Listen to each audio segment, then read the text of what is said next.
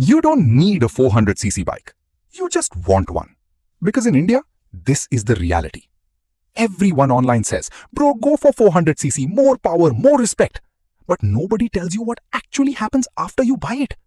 Right now in India, bikes above 350cc are getting hit with almost 40% tax, while bikes under 350cc drop to around 18%.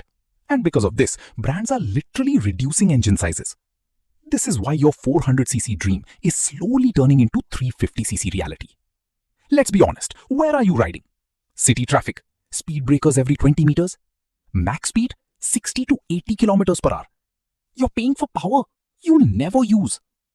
You don't just buy a 400cc bike, you pay for it every single month. Higher EMI, higher fuel cost, expensive service. And now with higher taxes, you're literally paying extra just to say I own a big bike. Let's say it directly. Most people don't buy 400cc for performance. They buy it for validation. Sound, brand, attention. And that's fine. But don't pretend it's a smart decision. Because here's the truth. A good 200 to 350cc bike gives you 90% of the experience.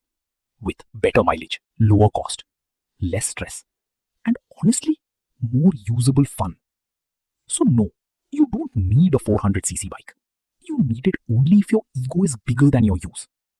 If you still think 400cc is worth it, tell me why. Let's see who's actually thinking and who's just following hype.